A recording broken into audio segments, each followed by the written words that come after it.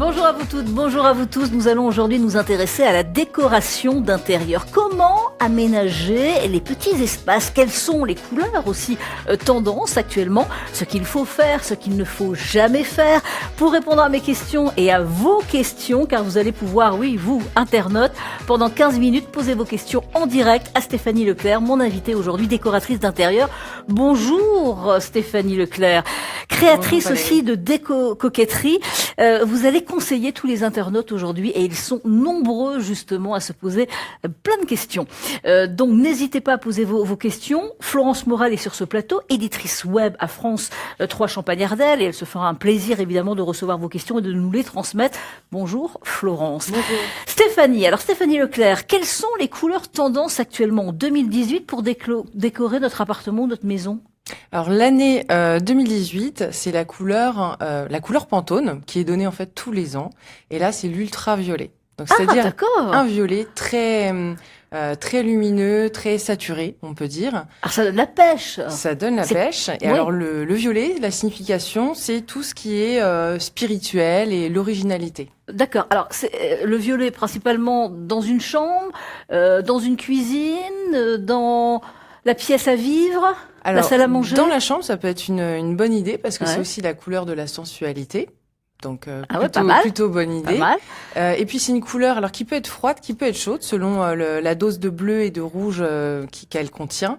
Et donc, dans une chambre, des couleurs plutôt froides. Donc, le violet peut bien fonctionner. Et après, ça peut être en petites touches aussi dans une cuisine. Par exemple, avec des meubles gris, ça fonctionne très bien. D'accord. Bah alors, quand on se dit qu'il y a du violet ou même une autre couleur, par exemple, assez vive quand même, sur les murs, il faut des meubles blancs. Alors c'est bien d'avoir en fait ce qui est important, c'est la répartition de la couleur. Donc effectivement, avoir par exemple le blanc en dominante va nous permettre de mettre des couleurs un peu plus flashy, comme du violet, comme du rouge, comme du jaune, par petites touches, et on va appeler ça la couleur tonique, ou bien sur même un pan de mur entier, pourquoi pas. Bon, un peu trop fort le violet peut-être pour une salle à manger. Ça dépend de la taille du mur sur laquelle on va Ouais. le mettre. On va dire que si tout est, par exemple, dans des tons neutres, lin, blanc ou du gris très clair autour, ça peut fonctionner sur un pan de mur, même dans une salle à manger. C'est pas un souci. Florence, vous avez peut-être des questions? Des J'ai une internautes première question d'un internaute qui se demande si, avec sa cuisine blanche, trop de blanc, ça ferait pas un petit peu effet labo. Comment l'éviter? C'est possible. Avec de la couleur au effectivement, mur, c'est ça? Alors, effectivement, Ouais. on peut dire qu'on va utiliser de la couleur. Donc, ça peut être le sol, ça peut être les murs directement, ça peut être la crédence. Ouais. Alors, la crédence en Ouais. carrelage, en Bien sûr. verre sablé, on fait vraiment ce qu'on veut. Ça peut être aussi tout simplement avec des matériaux. Donc, on peut ajouter du bois sur le plan de travail, du bois au sol, pourquoi pas aussi dans la cuisine, ou pourquoi pas du lambris au mur. D'accord. Donc, le bois va apporter une chaleur naturelle. Au niveau du sol, qu'est-ce qui se fait actuellement? Ce sont les grands carreaux, c'est ça?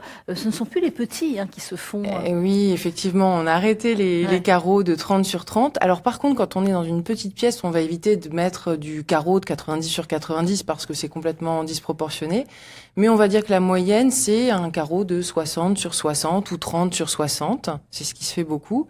Et puis au niveau du style, alors on va beaucoup vers des effets un peu béton ciré, Ouais. un peu béton brut, ou l'imitation carreau de ciment qui revient beaucoup. Parce que le blanc qui est beau, moi j'aime bien, blanc ou crème, ça ne se fait plus du tout. Ça se fait moyennement. On va dire qu'on Bon. va plus sur des tons gris que beige, jaune au sol, effectivement. Et la moquette, c'est terminé. Ah dans la cuisine déjà, on oublie, Non, ça non, c'est mais sûr. dans la salle à manger, Et la ou dans les moquette chambres. revient. Elle La revient moquette revient, oui, D'accord. avec un design un peu plus contemporain. Et puis, alors peut-être moins épaisse qu'on a pu l'avoir il y a quelques années, mais ça fonctionne bien. D'autres questions, Florence? Oui, quelle couleur avec un carrelage taupe et des meubles chêne clair dans un salon salle à manger? Je dirais que c'est l'idéal parce que c'est des couleurs neutres. Donc on va On peut pouvoir mettre tout ce qu'on faire veut. absolument tout ce qu'on veut. Ah ouais. Toujours faire attention à la répartition des couleurs. Ce que j'ai pas dit tout à l'heure, quand on n'est pas habitué à mixer les couleurs, ce qui est bien, c'est de se limiter comme dans la mode à 3 couleurs. Donc la dominante, une couleur chaude, une couleur froide, ce qui va apporter un certain dynamisme en fait de mixer les deux. Et puis une touche de tonique, donc une couleur un peu plus flashy qui va réveiller l'ensemble. Il y a des couleurs qu'il ne faut jamais mélanger, par exemple? Je dirais que les couleurs complémentaires sont difficiles à associer si on n'est pas habitué, c'est-à-dire du violet et du jaune, par exemple. Alors, je trouve que ça peut être très joli, mais il faut le faire vraiment avec parcimonie parce que c'est des couleurs en fait qui vont s'opposer et qui vont donner un contraste très fort. Ça va être très dynamique. Donc, par exemple, dans un couloir, dans des toilettes, dans des lieux de passage, mais dans une pièce de vie ou une chambre, on évite. Florence. D'ailleurs, une internaute demande, peut-on utiliser plusieurs nuances de la même couleur dans une pièce? Ah oui, au contraire. C'est-à-dire, en fait, créer un camailleux, ça fonctionne très bien. Et quand on n'est pas habitué à mixer les couleurs, on est quasiment sûr de ne jamais se tromper. C'est-à-dire, on va avoir, par exemple, une couleur neutre pour avoir la dominante, toujours. Et puis, pourquoi pas des couleurs claires si on veut un ensemble lumineux. Et on va prendre une même couleur, donc par exemple le rouge, qu'on va décliner sous différents tons ou nuances. C'est-à-dire qu'on va aller du plus clair vers le plus foncé. Et on va avoir un contraste comme ça, qu'on appelle un contraste clair-obscur. D'accord. Est-ce qu'il y a dans les chambres d'enfants des couleurs que vous conseillez? Est-ce que ça se fait encore? Ça se faisait un moment, un mur d'une couleur, l'autre mur d'une autre couleur. Et le troisième, et le quatrième. Voilà. Ou alors juste deux couleurs. Hein. Est-ce que ça se fait encore ou plus du tout? Alors moi j'ai tendance à déconseiller d'avoir 4 murs de 4 couleurs différentes. Ce qui est intéressant dans une chambre par exemple, c'est d'avoir 3 murs d'une même couleur, un mur d'une couleur différente qui sera un peu plus marqué, qui sera par exemple la tête de lit ou qui va marquer une alcôve. On peut même imaginer avec la couleur s'amuser, c'est-à-dire l'avoir sur le mur du fond et sur les murs adjacents avoir une partie du mur qui va retracer la profondeur du lit et puis venir continuer sur le plafond. Ça crée une petite niche visuelle. C'est assez sympa. Bon. Florence, d'autres questions? Quelqu'un qui a des meubles anciens dans sa salle à manger et qui voudrait savoir quoi mettre comme papier mural ou autre pour que les meubles puissent ressortir en fait dans la pièce. Alors, sans voir les meubles, c'est un petit peu compliqué évidemment. Je dirais que ça va dépendre du style qu'on veut donner à la pièce. Est-ce qu'on veut faire un mix ancien-contemporain, ce qui fonctionne très bien. Donc, par exemple, on utilise beaucoup les papiers peints avec des motifs géométriques ces derniers temps. Qui reviennent. Oui, qui reviennent. Ah ouais, depuis quelques années. Ouais. Et donc, ça peut être, encore une fois, un mur, par exemple derrière le canapé, dans le salon, ça fonctionne bien. Avec des motifs un peu plus contemporains et du coup ça va être un petit peu décalé. Donc par exemple on peut garder, moi j'aime beaucoup garder la table un peu ancienne en bois par exemple et puis venir mixer des chaises beaucoup plus contemporaines et là du coup le mélange se fait bien. Florence, est-ce qu'il y a d'autres questions sur les couleurs? Parce qu'on va passer aussi au thème comment aménager les petits espaces. Est-ce qu'il y a Non, il y avait juste cette question de couleurs à éviter, mais vous l'avez posée. Comment aménager les petits espaces? Vous avez peut-être des questions, justement, vous, internautes. Posez vos questions, hein, on les attend évidemment. C'est vrai qu'on se dit, il y a des petits espaces, on va pouvoir... qu'est-ce qu'on va pouvoir faire, justement? Pas grand-chose, on ne peut pas mettre grand-chose, mais si, il faut avoir des idées. Et vous en avez? Si, complètement. Alors, il y a des petites astuces déco pour donner une impression de plus d'espace. Donc, on sait les couleurs claires, évidemment. Plafond, mur de la même couleur. On va éviter les plafonds de couleur. Ça, on le fait simplement quand on a un plafond très haut et que, justement, on a un effet un peu froid. Donc, on veut rabaisser un petit peu donc là, le plafond. C'est vraiment du blanc, alors? Mais du blanc ou des couleurs pastel, ça fonctionne très bien aussi. Mais pas seulement. On peut installer un miroir sur un mur. Ah, donc, ça agrandit. évidemment, exactement. Et puis c'est plus lumineux. Ouais. Par contre, on va éviter le mur sur lequel il y a la fenêtre, puisque là, on n'aura pas l'effet reflet, justement. Ça peut être aussi libérer l'espace au sol. Donc, on va éviter, on va mettre des suspensions, on va mettre des appliques ou des plafonniers, mais on va éviter de surcharger avec un lampadaire ou des lampes à poser un petit peu partout. Idem pour le mobilier. On peut choisir peut-être plus du mobilier avec des pieds ou du mobilier vraiment accroché, suspendu au mur pour un côté vraiment aérien. Même on peut imaginer mettre en dessous des meubles des rubans LED pour cette impression de légèreté. Et puis aussi utiliser plutôt des meubles à l'horizontale, pas des meubles trop hauts qui vont tasser l'espace. Ces grands panneaux, c'est revenu, on en avait parlé l'année dernière, ces grands panneaux que l'on peut mettre sur le mur, c'est comme des grands posters. Les panoramas, oui. Voilà, exactement, et qui donnent de la profondeur, qui donnent par exemple sur un jardin, ou on a l'impression qu'il y a un jardin, on a l'impression qu'on est au bord de la mer. Ça fonctionne bien sur une petite pièce?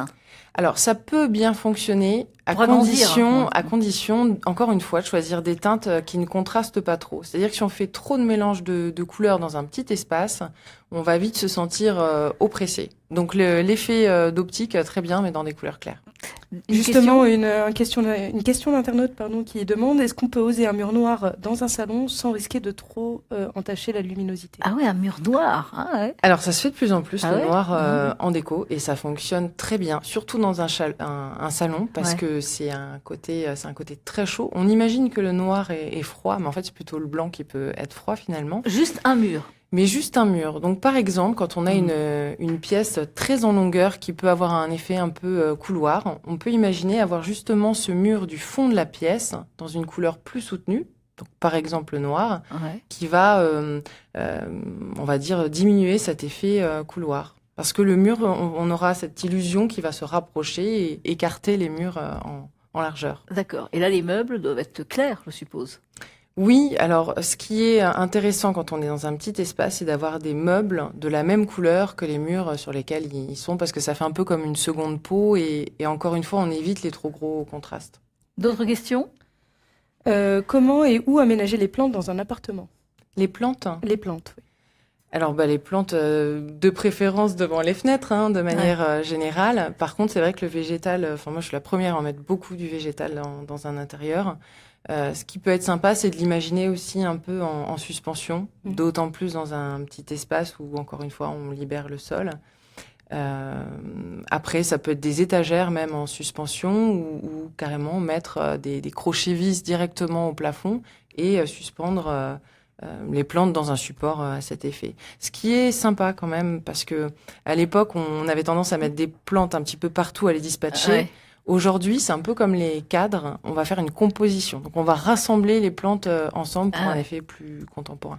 Alors là, ça va être la période aussi, il va faire meilleur, il va faire beau normalement. Et on se dit que les terrasses sont aménagées. Il y a des petites terrasses même dans des appartements. Il y a la terrasse de l'appartement. On ne va pas faire grand-chose, mais si, on peut l'aménager correctement. Oui, bien sûr. Alors, il faut commencer par... en fait, c'est comme dans l'intérieur. Il faut commencer par les revêtements. Un sol, imaginez un sol en bois, des caillebotis par exemple, un petit peu de galets, et on va avoir un effet tout de suite beaucoup plus chaleureux. Et puis si on a des murs un peu grisonnants, un peu sales, peut-être un petit coup de nettoyage, un petit coup de peinture blanche pour rehausser et puis amener la lumière. Et après on va amener des accessoires, du mobilier, des plantes, pourquoi pas des voiles d'ombrage. C'est la version contemporaine du parasol. Et puis après, des petits accessoires, les luminaires solaires, par exemple, ça fonctionne bien. Petite table pour manger à l'extérieur quand il fait beau. C'est ça. S'il y a de la place, pliante. un transat, un petit S'il y a de la place. voilà, c'est tout. Et donc plein de possibilités. Il faut vraiment avoir de l'imagination et se dire c'est possible, même si le lieu est tout petit, il y a des possibilités. Il y a toujours beaucoup de possibilités dans un espace. Les petits espaces, le plus compliqué, on va dire, c'est de penser au rangement. Mais on peut imaginer qu'on cloisonne, par exemple, les espaces avec des meubles de rangement. Une bibliothèque, par exemple. Oui, une bibliothèque aussi. Oui, tout à fait. D'autres questions? Et quels matériaux privilégier pour les petits espaces? Alors, des matériaux qui vont refléter la lumière. Donc, par exemple, des peintures laquées, des meubles laqués, ça peut bien fonctionner. Et puis, des matériaux transparents, donc du verre, du plexiglas. Voilà, tout pour la luminosité et la transparence. Est-ce que ça revient cher, justement, d'aménager est-ce que ça... Oui et non. En fait, ça peut être...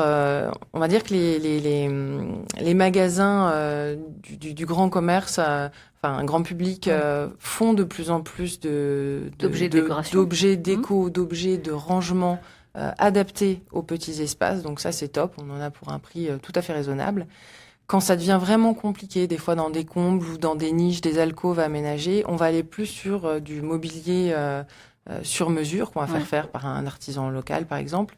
Là, forcément, on monte un petit peu en tarif, mais globalement, un petit espace, on peut l'aménager comme un espace plus grand en termes de tarif au mètre carré. Récupérer peut-être des petits objets ou une chaise et repeindre aussi. On peut faire du homestaging. Par contre, c'est vrai que je l'ai pas dit, mais c'est peut-être une idée reçue qu'on a dans un petit espace de mettre plein de petits meubles. Moi, j'aurais tendance à privilégier des meubles de taille standard, mais par contre du multifonction. Par exemple, une table basse qu'on va pouvoir relever pour en faire une table de salle à manger. Des objets, des tables ou des plans de travail escamotables. Donc, par exemple, on peut imaginer un plan de travail qu'on va faire coulisser sur des roulettes, qui est un plan de travail pour cuisiner à un moment donné et qu'on transforme en table de salle à manger en le faisant coulisser à la perpendiculaire. Ça peut être une table aussi qui sort du mobilier de cuisine. Ou encore quelque chose qui est accroché au mur et qu'on vient déplier. Enfin, il y a vraiment tout un tas de possibilités. Beaucoup de conseils. J'espère que vous avez pris un crayon, que vous avez marqué tout ça sur un papier. Et puis, c'est l'époque de transformer un petit peu. Au mois de mars, on a envie de changer plein de choses, souvent, mois de mars, mois d'avril. Merci Stéphanie Leclerc. Voilà, Merci, cette émission se termine. Merci aux internautes, à vous d'avoir posé tant de questions. Merci à Florence Morel, évidemment, de nous les avoir relayées, ces questions. Et puis, un grand merci à vous, Stéphanie, d'avoir répondu donc aux questions. Merci à vous. Passez une très très bonne journée. On se retrouve vendredi dès 12h35 pour vous parler des jobs étudiants. C'est la période. Là, il faut vraiment donner son CV et il y a plein d'offres. On vous en parlera justement pour la Lorraine et pour la Champagne-Ardenne. Merci à vous.